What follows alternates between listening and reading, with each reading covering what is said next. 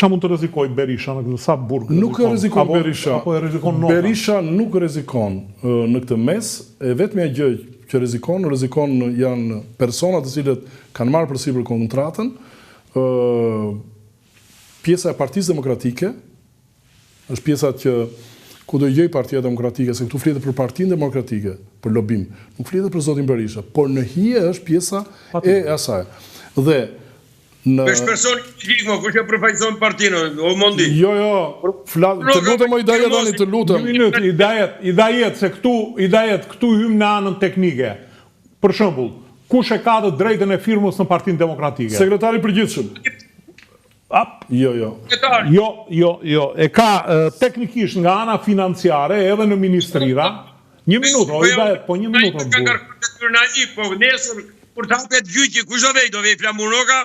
Do vej Sali Berisha, Partia Demokratike e përfaqësuar nga Sali Berisha, kryetari i saj. Në burg për inceneratorët shkoi sekretari i përgjithshëm, ndërsa ai kishte hedhur firma, ndërsa ministri shkoi sepse ja kishe hestur. Po jo i kishte shuar para gruas, vallëkun e madh. Edhe një problemi i këtu është Partia Demokratike rrezikon pazërin pak Idajetit, se më humbet Idajeti. Një minutë lutem. Lobimin nuk po e bën Flamunoka si sekretari i përgjithshëm. Lobimi po e bën Partia Demokratike. Përfaqësuesi i Partisë Demokratike është Sali Berisha. Jo. Dhe nuk edhe Flamunoka do vej. Mos i ngatroj gjërat se pa. Idajet. Unë e di që ti ke qef ta shohësh në burg Sali Berishën, por ke një problem të madh këtu sepse është ndryshe ana administrative dhe ndryshe ana politike. Edhe në një ministri që është shtetërore, prit ta mbaroj unë të flas unë një herë. Edhe në një ministri të drejtën e firmës e ka sekretari i përgjithshëm, tenderat i firmos sekretari i përgjithshëm, nuk i firmos ministri. Dhe anën financiare në një parti e ka sekretari i përgjithshëm, ai është maja e administratës teknike të asaj partie. Prandaj po them, tani Partia Demokratike çfarë rrezikon? Partia Demokratike rrezikon me fjalë pjesën e ndoshta vetë një minutë. Do ta lejojmë në të bëjmë gabime të tilla, Mondi. Jo, një sekondë, o Idajet, një sekondë. Një minutë. Po s'ka gabim o Idajet, sepse edhe LSI-ja për këtë u penalizua, që Brajllari kishte firmosur një kontratë për pjesën e lobimit. Ministri, nuk është ministria e sekretari përgjithshëm, ministri është tjetër gjë e një akti personal, kur ti bën një akt personal. Dhe ministri për rastin konkret nuk di gjë. Ti e sekretari përgjithshëm ke drejt të firmosësh tenderat. Po, e ke detyrë specifike.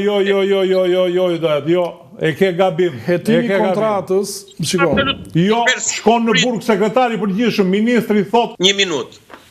Mos ngatërrojmë përgjegjësinë personale, individuale. Bie fjala, kur ndajnë kompetencat, zvenc ministri ka tenderat e industrisë shtemun energjetike. Edhe në atë fushë ai ka firmosur, ka vepruar e tjera, s'ka ministri, se ka bërë ky e ka kompetencën e vet. Po kur vjen problemi te përfaqësimi, kur ti bie fjala do bësh një lobim, lobimi nuk e bën sekretari i përgjithshëm, e bën Partia Demokratike, dhe Partia Demokratike si person juridik të saj përgjegjësin një ka kryetarin e partisë. Pastaj sekretari i përgjithshëm ka drejt edhe firmën, por aman përfaqësimin nesër kur të bëhet gjyqi ndërkombëtar, o të bëhet gjyqi në Amerikë, FBI-a të bëhet atje do ta çojë çështjet në gjyq. Personi thot Partia Demokratike e përfaqësuar nga kryetari i saj Sali Berisha. Ai vetë ose në rastin largohet njëna puna atje në Ministrinë e Transporteve bie fjala. Atje largohet puna e bën ai drejtori apo dikush tjetër. Por atje thuhet kur hidhet i gjyq, i përfaqësuar nga ministri filani dhe ministri autorizon dikë gjë vete. Zoni juridik. E vetmja gjë që unë shikoj tani në gjithë penalitet që nëse faktohet edhe dalin të gjitha pjesët e fsheta të procesit, mendoj që Partia Demokratike rrezikon edhe ekzistencën e saj. Pse? Po. Në qoftë se fillon që vetë Partia Demokratike ka filluar një fushat lobuse me financat të cilat nuk i justifikon dot, penalizohet dhe penalisht. në mënyrë administrative ajo bllokohet edhe nuk do të vazhdoj më funksionimin e saj si end politik. Kjo është logjika. Në qoftë se blokon financat. Gjithçka, edhe ekzistencën e saj dhe funksionin si parti politike. Fillon hyn pjesa administrative në lojë. Nuk të lejon njeriu ti të fillosh dhe të kryesh veprime të cilat bien ndesh. Shiko, unë ja u shpjegova pak edhe më përpara. Pa çka se kemi ato pjesët e debatit apo pjesën e edhe mos të komunikimit të rakordimit të fjalës.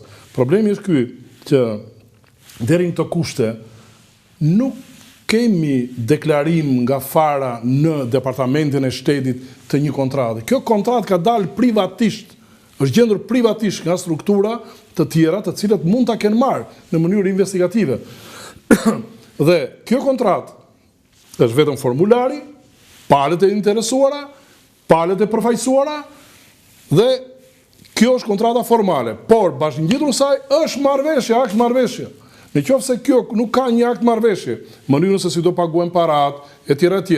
Tek fara duhet deklaruar dhe fara në opsionin e vet, në atë materialin që unë ju dhash, do ta shikoni që çdo subjekt enti huaj që funksionon për lobimin e Shtetit të Bashkuara duhet patjetër të deklaroj shumën financiare. Deri tani, ajo pjesa e Lulzim Bashës, si është bërë në shkurt, kemi vetëm një marrëveshje gojore.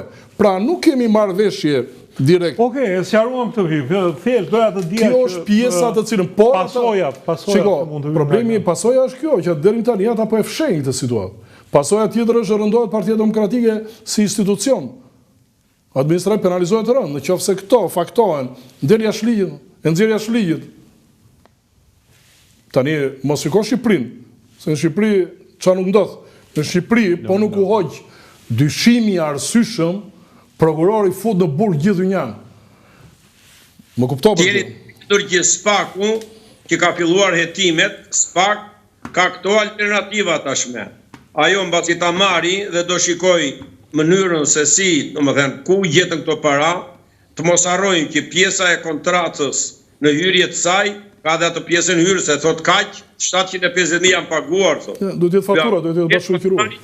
Për pjesën tjetër se si do paguhet. Po pra, nuk është jemi te privatja, ka marrë rrugën, ajo janë paguar 750.000. Shiko, problemi është që kjo kontratë nuk është deklaruar. Pse mbajtur e fshet? Këtu është evazioni tani, këtu është fshet e ardhurave. Këtu është pastrimi parave. Do t'i thotë ku i gjetët. Dhe pastaj janë detyruar të japin burimin. Në rast se burimin nuk e japin dot dhe nuk e justifikojnë dot, kjo është pastrim i parave të pista. Edhe kjo e ka deri 12 vjet burg.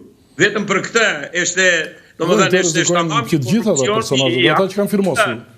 Dhe në qoftë se Trumpi e merr vesh këtë, i ekzekutoi, i penalizoi. Trumpi nuk pyet, me fjalë çka kanë parë nga pjesa e asaj të cilët bën Trumpi, ja ajo që bën Trumpi, çka kanë parë, ai është shumë i paparashikueshëm.